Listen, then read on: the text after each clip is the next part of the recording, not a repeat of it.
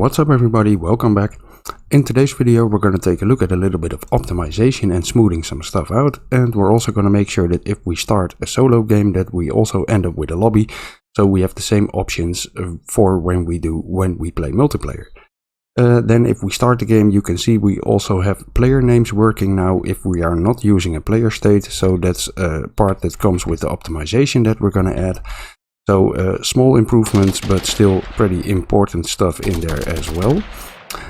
So if you want to get your hands on the project files, you can leave a small donation on my Ko-fi page, or you become a member of the YouTube channel, and then you'll get access to the premium channels in my Discord server. And from there you can download this project, and that also goes for the multiplayer inventory project. So with those announcements out of the way, let's start diving into today's video.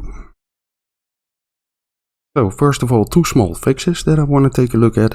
The first thing, if we go into a lobby and we go into our select weapon or select character screen and go back, our start game button is not enabled anymore. So we need to make sure that we fix that, and that's not too hard. If we go to the widgets folder and open up our lobby menu over here, we can dive into our graph. And then over here we have event construct, and for the is server is true branch. For now we set the start game button to be disabled over here, and we want to make sure that we simply call our update player ready function. And inside the update player ready we also enable our start game button, enable or disable it. So if we simply hook that up after the set is checked for the seamless travel bool, so we can just plug it in over here. And then we can grab the array from the menu game mode with the players ready. So get the players ready array and simply plug that in. So now this will update the start game button every time we enter the menu, and we can simply get rid of the set enabled node over here. And that should fix the issue for the start game button. Another thing I want to take a look at is inside of our game instance. So in some cases, if you start making changes to a structure or a data table, things will get messed up. And especially in these bigger projects where the structures and data tables have a ton of references, it tends to mess up easier. So one recommendation that I would make is always make a backup if you start messing around with structures or data tables. And one issue that I ran into is that the defaults in my structure are gone. So if I look at my player profile structure over here, I have a few defaults set up, but they are not correct. So I do not have the character class in here and things like that. And right now, if I will edit this, it will break my project and it will not run anymore. So one way to fix that is to simply go into the game instance, and over here, if we create a new profile, we're simply going to set the defaults in here in the make new player profile structure. And then we do not have to mess with the actual structure defaults. So if you run into the same issue, you can go into the shooter game instance to the create new profile event and make sure that you set up the correct classes and defaults for the weapons and things like that. And that should fix the issue. And keep in mind, messing around with structures and data tables, always make a backup to be safe, because Unreal doesn't really like that. So those things out of the way, let's start with optimization of our code. So the first thing I want to take a look at is the shooter player controller. So over here we have our multicast begin play event, and at the end for the local client we are loading our profile, and I want to put this in a separate function so that as soon as the player controller enters the game mode, we can call that function to load the profile immediately. So let's tackle that first, and to do that we're going to disconnect the branch over here right after the UI show in-game HUD. So just disconnect it, and then we're going to go to the switch authority node, and we're going to keep that, by the way. So we want to make sure that we disconnect the set player profiles over here, and we're going to keep the cast to the control pawn with the multicast begin play over here. So we're going to drag all of this stuff to a separate event. So we have the cast to the game instance, we're getting the profile slot. loading the game from the slot and then storing the save game and making sure that our player profile is set, so on the client and the server. So with that stuff, we're simply going to grab a new event. So let's right click and create a custom event. I'm going to call this load profile. So we want to make sure that we execute this on the local, on the owning client. So that's the local player. And we probably want to make this reliable since it's actually loading the profile. So this is pretty important. And then we can simply plug it in over here. So this is a separate event right now. And there's one thing that I want to do, and that's create a boolean. And we're going to call the boolean isProfileLoaded. So we do not want to replicate it. And then we're going to go to the end of the event over here and we're going to drag it in.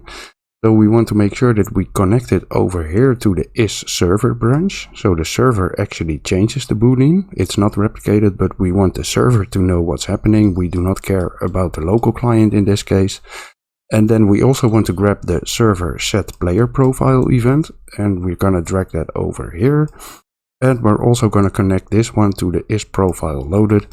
So if a client calls this, it will call the replicated event for the server, and then the server will still set the profile loaded boolean on the server.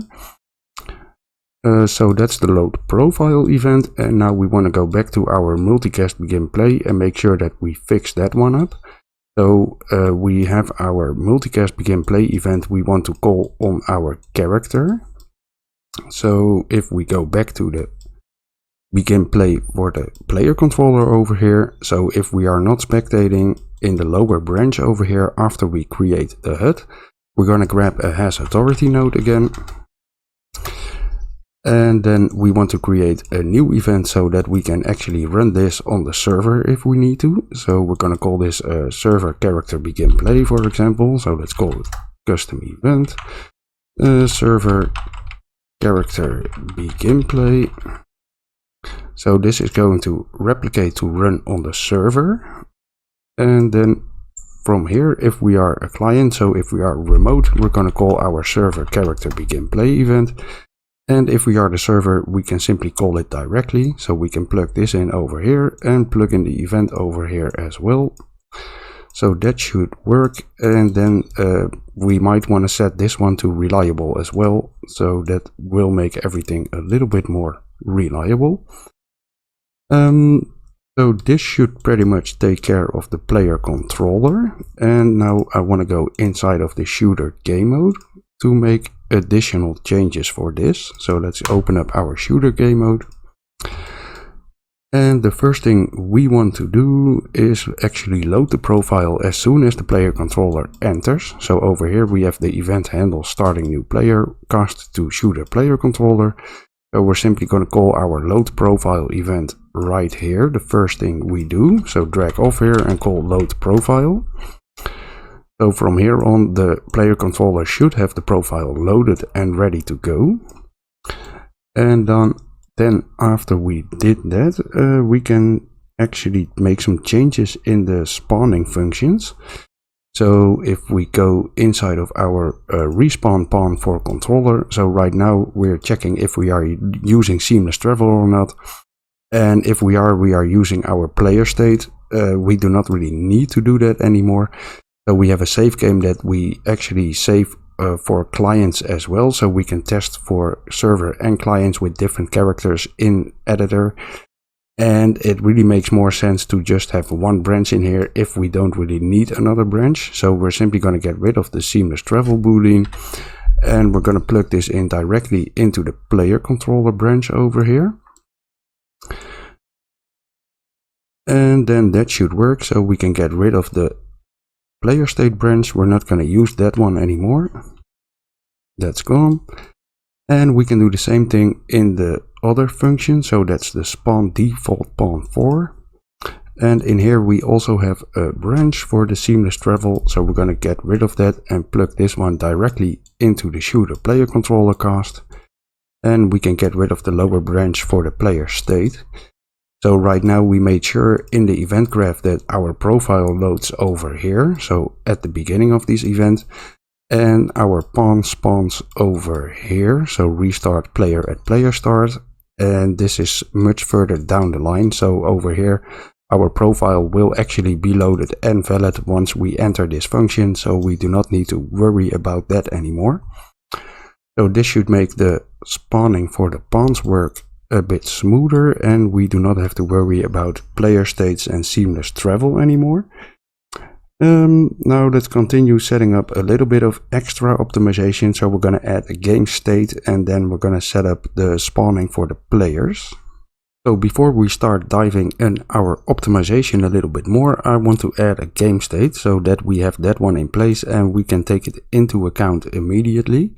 So let's right click and create a new blueprint class, and let's look for the game state. So we're simply going to create the game state base. We're also using a game mode base, so those one will match up. And I'm going to call this my shooter game state. And make sure that we save everything. And the first thing we want to do is go inside both of our game modes and actually assign the game state. So let's open up the menu game mode. And on the right side, if we have the class default selected, we can go to the game state class. So we want to change it into our shooter game state. Compile and save it, and do the same thing for the shooter game mode. And in here also go to the class defaults, and we want to change the game state class to our shooter game state. So with that in place, we should actually use our new game state now. So let's take a look at our player controller, how we want to optimize our spawning. So let's go inside of our shooter player controller. And in here I'm going to create a new event, and I'm going to call this something like onController spawned. So I'm not sure if that's the best naming convention, but it'll do for now. So let's call it onController spawned. And what we're going to do in here is simply check our player state, game state, and our profile save game if they are ready, loaded, and good to go. So we need a few booleans for that to optimize this a little bit. So let's create a new boolean, and the first one is going to be the is game state ready.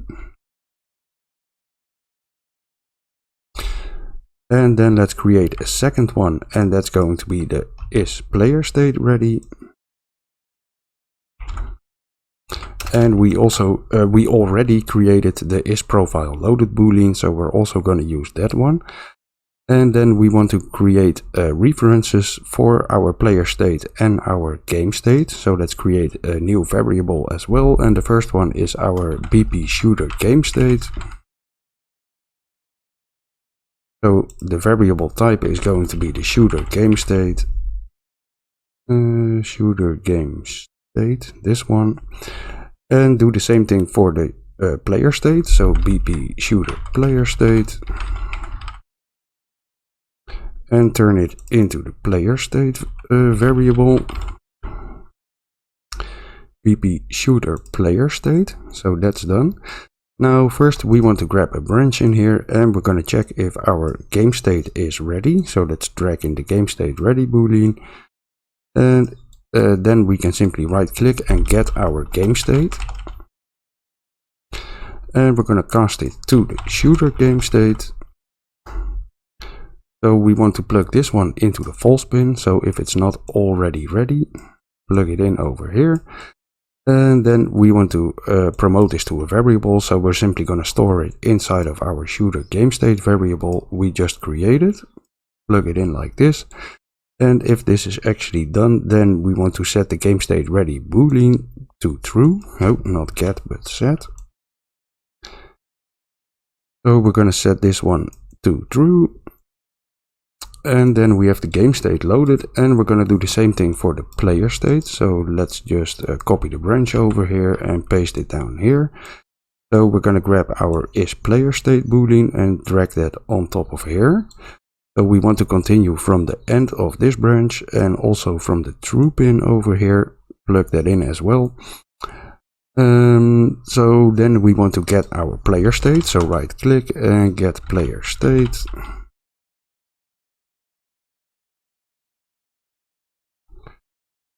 So we actually have a variable for that, and we can grab this one, but we still need to cast it. So cast to shooter PlayerState, plug this one into the false pin again, and then we can store it inside of our variable if it's valid. So drag in the shooter PlayerState, connect it to the valid pin over here. And by the way, if the cast failed over here, we also want to continue to the branch. So make sure that we do not have any loose ends in here. And then if the player state is ready, we're going to set the isPlayerStateReady boolean to true as well. And then we only need to check our loaded profile. So let's grab a third branch over here. We're going to plug in the true pin from the previous branch, the cast failed pin, and also the end of the cast succeeded pin. And then we simply want to know if our profile is loaded, so we can simply drag in our boolean for that. And then I'm going to drag off here and grab an end node. And I want to check if the game state and the player state are ready as well. So let's drag both of them in here. And plug this into our branch. And then if this is true, our controller is pretty much good to go. So we're going to create one last variable for that, and I'm going to call this isPlayerSpawned. So the reason I'm not calling it isPlayerReady, because we already have a boolean like that in the game mode. So this might not be the best naming, but to avoid confusion with the bool in the game mode, I'm going to call this isPlayerReady. We do not need to replicate it, and we want to connect this to the true pin over here and set it to true. And if this branch over here is false, we're going to add a delay of something like 0.1 or 0.05 seconds, whatever you prefer. So plug this into the false pin, and then we're going to go back to the beginning, to the first branch over here. So if it's false, we're going to loop through it together until everything is ready.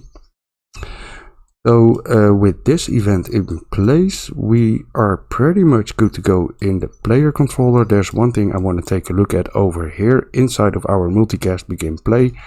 So we have a static wait in here of 0.2 seconds, and that's not really something you want to do. And in this episode, we're actually getting rid of all of the delays that are still inside of our code.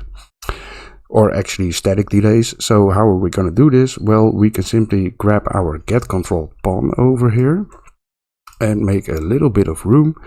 So we want to make sure that our control pawn is valid. So we're going to drag off here first and grab an isValid node, plug it in over here. So if it's valid, we can go to our cast and make sure that we connect up the control pawn to the object. And if it's not valid, we can actually delay for a network frame. So let me see. Delay until next tick over here. So this was mentioned to me by TIWI or TIWI. I'm not sure how to pronounce his name. But thanks for that. So this is actually a macro that will wait for the next tick. So this way you will have a small delay in here. And the next tick it will check again if the control pawn is valid. So we can plug this in over here and get rid of our static delay, plug this into the true pin. And now this will wait until our control pawn is loaded, and then it will continue. So this should work a little bit better. And with this stuff in place, we can take a look inside of our game mode to make sure that everything matches up again. So let's open our shooter game mode again. That's over here. And right here, event handle starting new player. So we're calling our load profile event, and right after that we want to call our onControllerSpawned event that we just created. So I'm gonna disconnect it over here, drag off the controller and call onControllerSpawned. So this will make sure that the game state, player state and the profile are loaded, and then the boolean on the controller will change so that the controller is ready and good to go. Now a little bit further down the line we have a branch with the delay for the isGameModeReady. So we could choose to replace this one with the delay until next tick. So it will go a little bit faster probably. So delay until next tick. And then we can get rid of the normal delay over here and plug it in. And then what we want to do a little bit further down the line. So over here we're checking if all of our connected controllers match up with the number of expected players. So if this is true, we still have a half a second delay in here, and we're going to get rid of this one as well. So let's delete it. And now we're going to create a new function inside of our game mode that will count if all of the spawn players are ready. So let's create a new function, and I'm going to call this a count players spawned. And what we can do in here is simply grab all of our connected player controllers, and we're going to grab a for each loop, plug it in over here. So from the controller we can simply check the boolean, so we can get is player ready. And then we want to make sure that we have a local variable so we can count the amount of players that are ready. So let's call this local players ready. And that's going to be an integer. So let's grab a branch over here, plug it in. So if this player is ready, we're going to increment the integer, drag in the local variable and increment it. Plug this one into the true pin. And then if the for each loop is completed, we're going to grab a branch and we're simply going to check the length of all connected controllers array. So get the length of here. And we want to check it against the players ready count. So drag in the local players ready boolean, plug it in over here. And if this is true, then all controllers have everything loaded and are good to go. So we can add a return node over here. And then we want to return an output. So we're going to add an output in here, and that's our all players ready. So that's a boolean, and if this is true, then this boolean will be true. So what we can actually do is plug the condition right in here, and then simply get rid of the branch and plug it directly into the return node.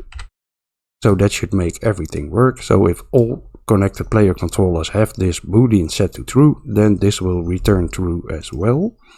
So then we can go back to the event graph, and over here where we removed our delay, we're going to grab our count player spawned event, plug it in over here, and then simply grab a branch, plug it in. And if this is false, we can delay until next tick, and then plug it back into the beginning, so into the count player spawned function. And if it's true, we can continue to the for each loop.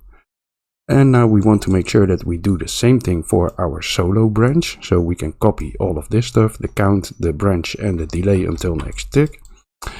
And then we can simply add that right in front of here. So just make a little bit of room. Do not remove anything. Just move it to the side and plug this right in front of here. So this will make sure that everything matches up between solo and multiplayer as well, and everything still works. So that should pretty much be the optimization part. So we have a game state added now, and we have our delays removed. So there is a delay left in our widget, and we're going to get back to that one in the next episode where we take a look at the player names. So I'm realizing this takes a little bit longer than I thought, so we're probably going to do the player names in the next episode. And then we're going to update our in-game HUD widget and get rid of the delays in there as well. What we could do for now is set up our solo lobby, so we still have something achieved in this episode.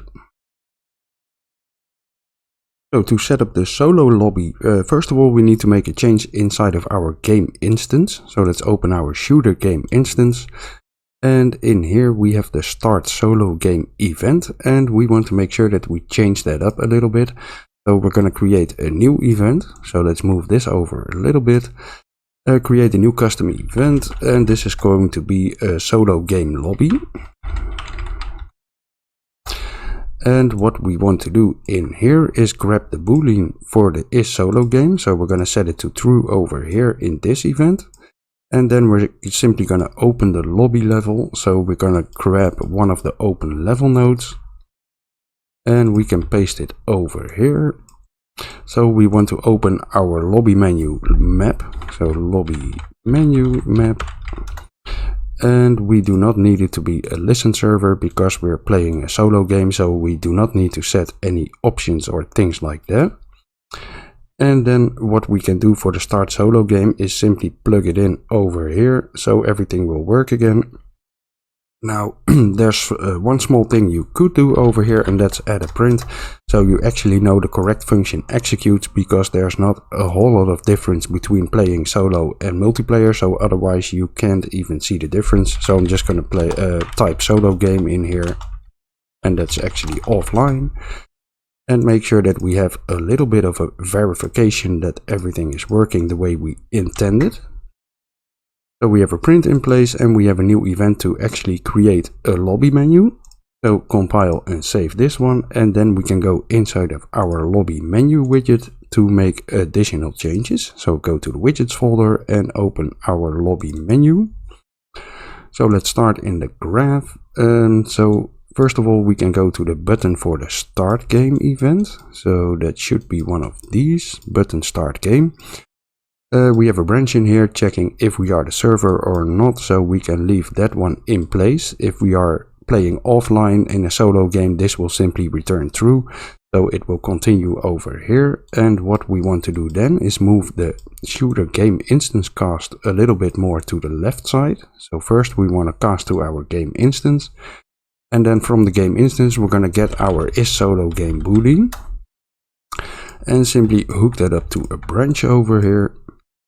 So if this is a solo game, then we want to call our start solo game event on the game instance that we just created. So this one will actually display the lobby. So let's drag off here and do start solo game. So sorry, this is not the one that displays the lobby. This is the one that will actually start the game, because we are in the lobby menu right now. So plug this in, so if it's false we want to continue to the cast to menu game mode, and if it's true we want to start the solo game. So we're actually pressing the start game button over here. And then the next thing we want to update is, let me see, if we construct our lobby menu widget. So let's go to event construct over here, and in here what we want to do, let me double check. So we have to make arrays for the text player ready, and then we can simply grab our game instance again with the isSolo game boolean and a branch. So I'm going to copy that from the button start game event, get game instance, cast and the branch. So I'm going to plug that, paste that over here. And then we have event construct. We're creating 3 arrays for the player names, the borders and the ready up text. And after that I'm going to disconnect it from the set text player ready node and plug it right into the cast for the shooter game instance. So we're going to check if this is a solo game. If it's false, we want to continue like we did before. So we're going to plug it right back into the set text for the player name where we took this pin from.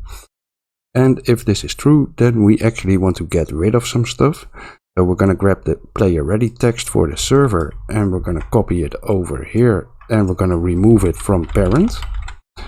So for the ready up, for the server we only want to remove the ready up text, and then we're going to remove the other stuff. So we're going to remove the names and the borders and the last ready up texts over here. So we can grab a for loop. So let's drag off here and look for a for loop, not for each but for. So we're going to start at index 1 because we do not want to remove the server player name. And the last index is going to be one of the actual arrays over here. So we can grab the all borders, for example, drag it in here and get the length of the array.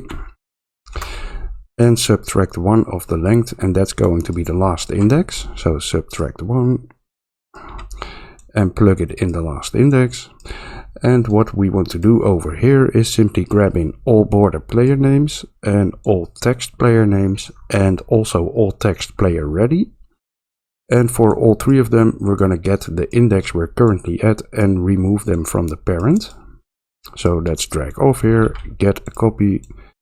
So the index comes from the for loop, and then let's do the same thing for the player names and the text ready.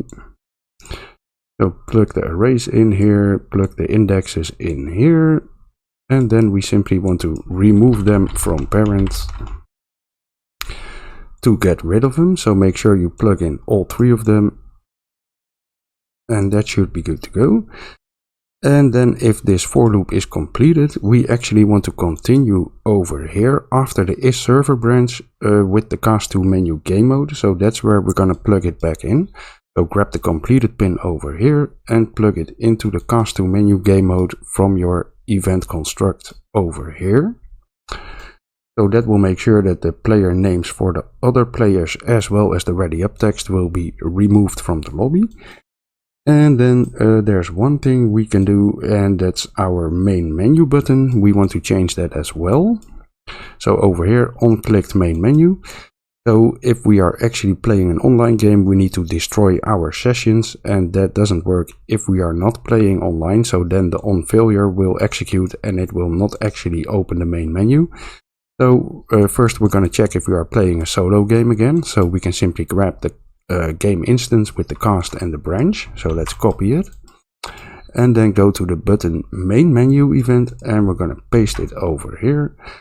So this one we can actually do it before the isServer branch, so we can simply disconnect it and do this one first. So if it's a solo game, then we're simply going to open the main menu level. So we can drag off the true pin and call our open level,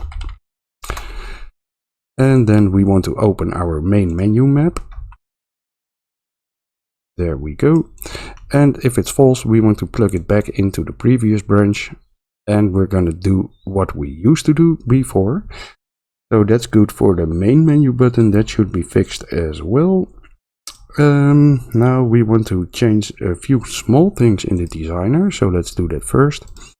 So inside of the designer, we want to grab the border for around the player names. So we're going to remove the player names for the clients. So this will make sure that the border looks a bit weird. So we want to set the border to size to fit. So let's grab the border over here and enable size to content. And then to make sure that it gets a little bit bigger again, because you saw it shrink, I'm going to set the minimum desired width for the text player name. So I simply want to do it for the first one, and that will make sure that it will align again. So grab the first waiting for player text, and I'm going to set the minimal desired width over here to 400. And then I'm going to grab the justification and set it to left, and this will make sure that everything lines up again. And if we start removing player names, the border will adjust. Okay, so that's set up as well. And then there's 2 small things in other widgets that we need to change, and then this should work. So first of all, we have our pause menu. Let's open that one up, widget blueprint pause menu. And we want to make sure that we do the same thing as we did for the main menu button over here. So if we go to the on-clicked event for the main menu, for example, we want to check if we are playing a solo game or not. So first let's get our game instance. And we want to cast it to our shooter game instance. And then from here we can grab our isSoloGame boolean. So get isSoloGame. And we're going to plug this into a branch. So over here, on-clicked event button main menu, let's disconnect it and plug it into the cast first. So if it's not a solo game, if it's false, we can continue to the isServer check branch. And if it's true, we can simply grab open level main menu and paste it over here. Plug it in, and that should work. So we do not need to destroy sessions because we are playing an offline game. And we want to do the same thing for when we quit the game. So on clicked quit game, we're also going to grab the game instance with the branch for the isSoloGame boolean, paste it in over here. So disconnect it, and first let's check if it's a solo game. If it's false, we're going to continue like we used to do before. And if it's true, we can grab our quit game node over here, paste it, and simply plug it in directly. And that should work as well.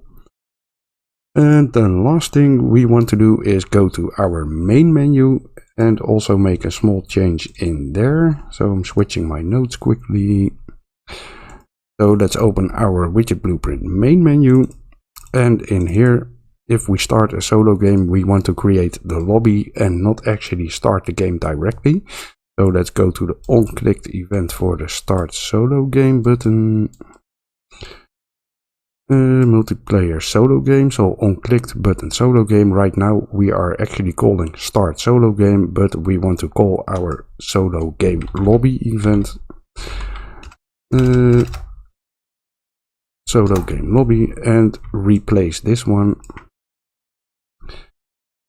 So this will make the lobby appear, and I think we have everything covered right now. So let's compile, save it, and let's have a little look. So let's check it out. We can basically just start a solo game, and right now if I hit solo game, the lobby should appear. And in here we can simply select weapons and things like that, like we do with a multiplayer game. So that makes a little bit more sense that we can actually do it solo as well. And then we can hit our start game button, and that should work. And as you can see in the top left, it's actually firing the solo game offline. The print did appear. So that's working. And in the same way, if we go back and test this in multiplayer, that should still work as well. So let's quickly create a 2-player game. And then we can host one. And let's grab the client over here.